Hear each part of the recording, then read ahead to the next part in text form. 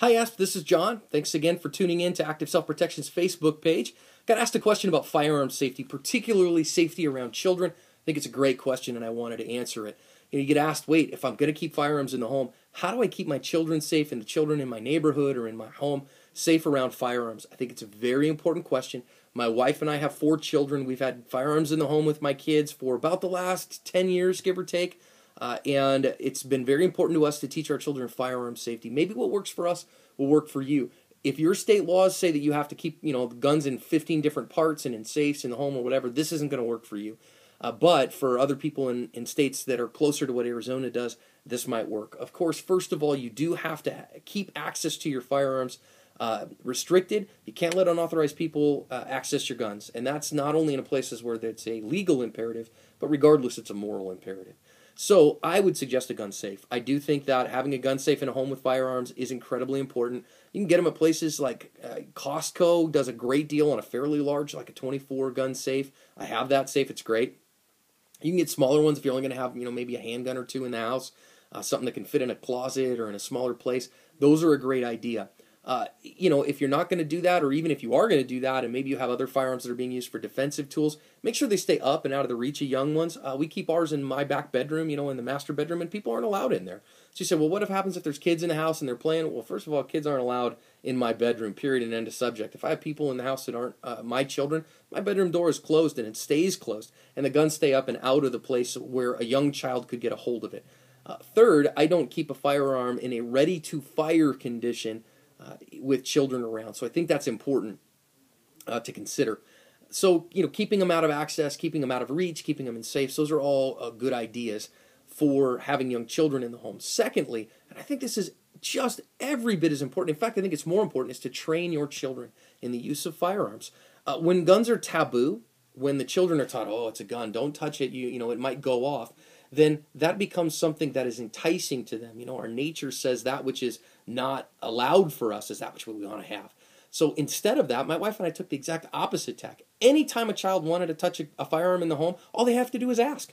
To this day, they say, hey, Papa, can I take a look at that gun? Sure. You want to look at the firearm? We'll open the safe. You want to hold that gun? Down to my little one. At 5 years old, she'd say, Papa, can I hold the AR-15? Of course you can, sweetheart. Let's remember, what are my firearm safety rules, kiddo? Okay, I want to keep it pointed in a safe direction. Right. I want to keep my finger off the trigger. Right. We don't want to load it until it's ready. Right. We want to be make sure that we know our target and what lies behind it. Right. So, we will check it, and then I'll hand it to them. Oh, it's very heavy, Papa. You're right, it's very heavy. Then we take them shooting whenever they want to. They say, hey, we want to go shooting. Whenever we go shooting, kids go along with us. And, they put on these huge earmuffs when they're little, and they look like Mickey Mouse. And they got these huge glasses on. And yet I have a little tiny little 22, a little cricket that is big enough for a little kid to shoulder, a little 22 long rifle. You pull it, and they get good sight picture and sight alignment. Bang, they pull the trigger, and they get great success. I think that's really important for us to do for our kids. I have video of my son at like 7 years old shooting an AR-15 and having a blast with it because he knows how to do it safely because Dad will take him out shooting. Take your kids out shooting. When you do that, if you'll let them hold the guns in the house, of course in a safe manner, you'll let them function that firearm, you'll take them out shooting and shoot that gun with them, then if they see a gun that's out there, they know what it does, and they're not afraid of it, and it's not taboo. We'll also take, like a watermelon or a cantaloupe and set it out there at the range and shoot it and blow the thing up. And kids go, whoa, is that what happens? This is what happens when you shoot something. It's not a toy. It makes things explode. If you shoot somebody, you think about that, that'll happen in their chest. When they go, whoa. Teach kids what firearms do. Train with them. I take my guns apart and my kids help me clean them. It's a fun family activity. Now maybe your kids are like, oh, it's the worst thing in the world.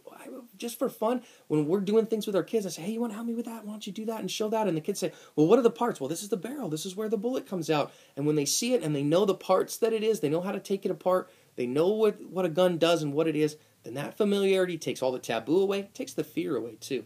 For the little tiniest ones, I really recommend the NRA's Eddie Eagle gun safety program. Simple 4 steps. 4 simple steps with little tiny ones. I've taught them as young as 3 years old. I mean, it's hard to get simpler than stop, don't touch, leave the area, and tell an adult. Stop, don't touch, leave the area, tell an adult.